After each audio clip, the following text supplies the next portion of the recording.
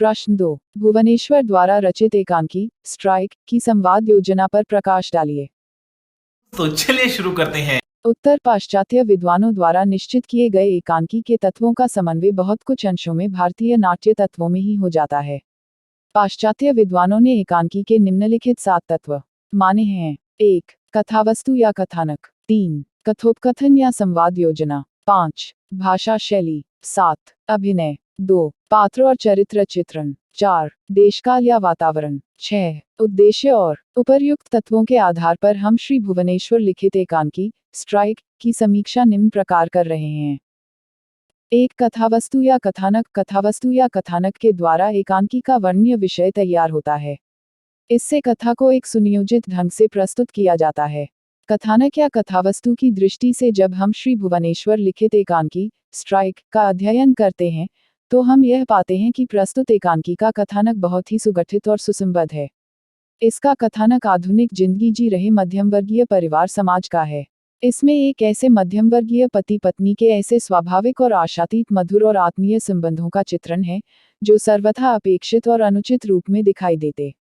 इस प्रकार प्रस्तुत एकांकी स्ट्राइक का कथानक या कथावस्तु एक चुनी हुई और प्रासंगिक कथानक या कथावस्तु है।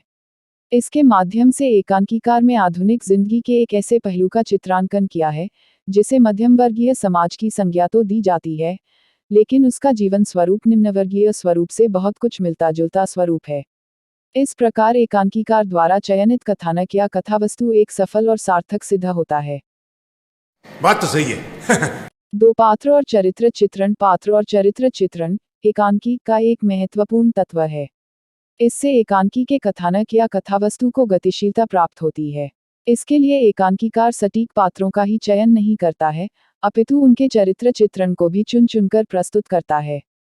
फलस्वरूप विषय का प्रतिपादन बड़े ही सुचारू रूप से हो जाता है। पात्र और चरित्र की दृष्टि से प्रस्तुत एकांकी स्ट्राइक सुप्रसिद्ध एकांकीकार की एक श्रेष्ठ और भाववर्धक एकांकी है। इसमें कुल 3 ही मुख्य पात्र हैं, पुरुष, श्रीचंद, स्त्री और एक युवक।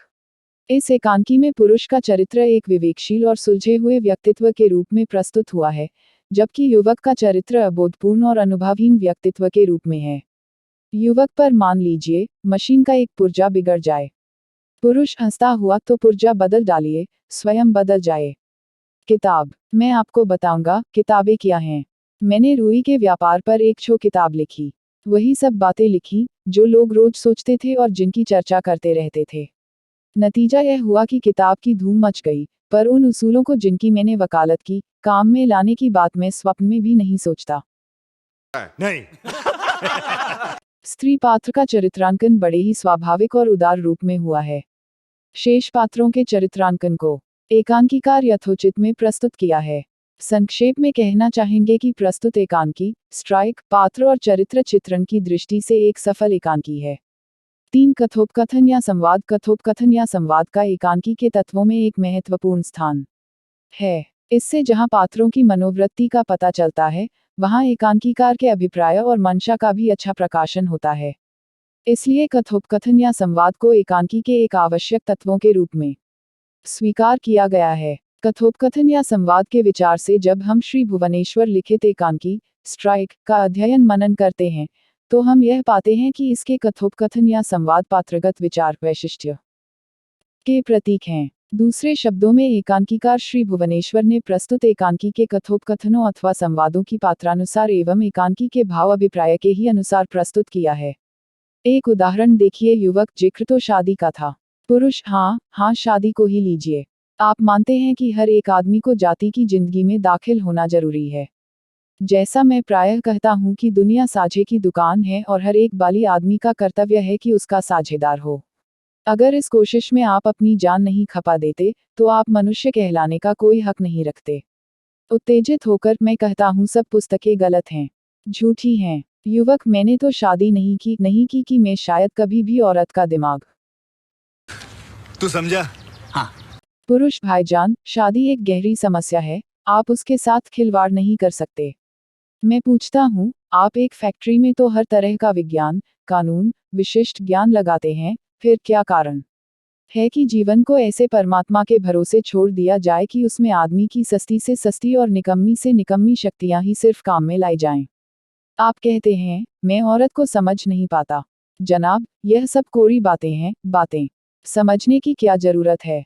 मशीन की एक पुली दूसरी पुली को नापने, जोखने, समझने नहीं जाती।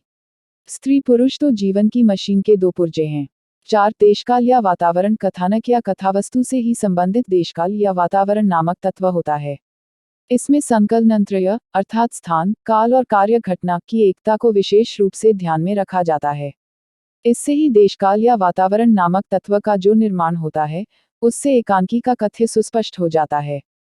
इस दृष्टि से श्री भुवनेश्वर लिखित एकांकी का देशकाल या वातावरण इसमें वर्णित कथानक के अनुसार ही हैं। यह हर प्रकार से स्वाभाविक और सटीक रूप में हुआ है। इस आधार पर प्रस्तुत एकांकी की सार्थकता और उपयोगिता निस्संदेह सिद्ध हो जाती है। समझ रहे हो? 5 भाषा शैली के द्वारा ही न केवल पात्रों की अभिव्यक्ति का प्रतिपादन होता है, अपितु एकांकीकार की मनोवृत्ति और मनोदशा का भी स्पष्ट उल्लेख होता है। इस आधार पर भाषा शैली को एकांकी के प्रमुख तत्वों में से एक प्रधान तत्व स्वीकार किया गया है।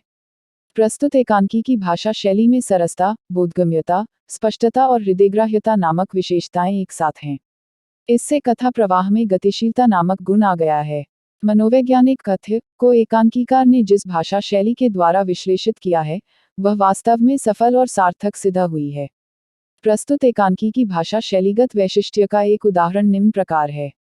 पहला, हम लोगों सा कोई बेसरोकार आदमी रूस जाकर देखे कि इन शरीफों ने वहां क्या कर दिखाया है कि दुनिया भर को रूस के सामने है समझते हैं।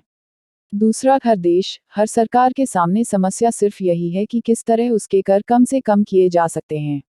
आप कर कम कर दीजिए, प्रजा अपने आप प्रसन्न होगी। तीसरा, यानी खुदा तक को। ये बड़ी अच्छी बात कही आप। 6 उद्देश्य पाश्चात्य एकांकियों में जहां रस को विशेष महत्व नहीं दिया जाता है, वहां उसके उद्देश्य पर अधिक बल दिया जाता है। आंतरिक और बाह्य संघर्षों के द्वारा उद्देश्य का विकास आरंभ हो जाता है। इस संघर्ष की समाप्ति के साथ ही उद्देश्य के रूप में हमें एकांकीकार के जीवन से संबंधी दृष्टिकोण का पता लग जाता है। दाम्पत्य ज में प्रस्तुत एकांकी स्ट्राइक में एकांकीकार श्री भुवनेश्वर ने आधुनिक मध्यवर्गीय जीवन समाज जीवन के मधुर नहीं, अपितु कटु जीवन के विविध पहलुओं को प्रकाश में लाया गया है।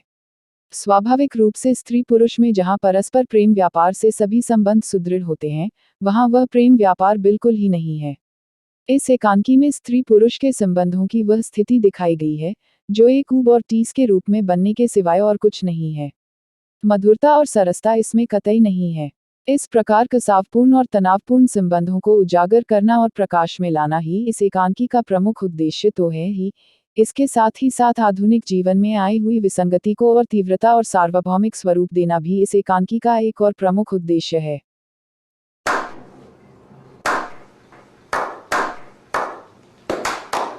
7 अभिनय एकांकी का अंतिम तत्व है।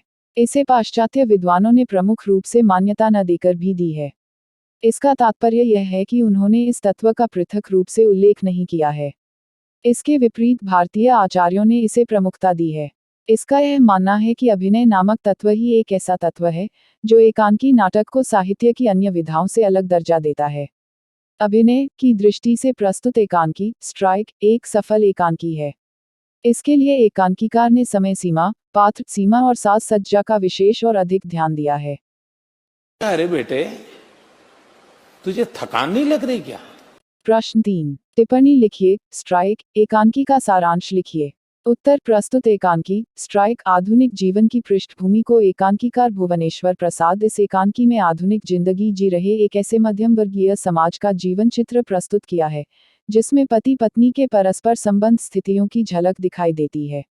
यहाँ पति पत्नी की वे स्वाभाविक और आशातीत मधुर और आत्मीय संबंध नहीं है जो सर्वथा अपेक्षित होते हैं, अपितु वहाँ तो पति पत्नी के रिक्त कटु चुभते हुए संबंधों और भावों का चित्रण है।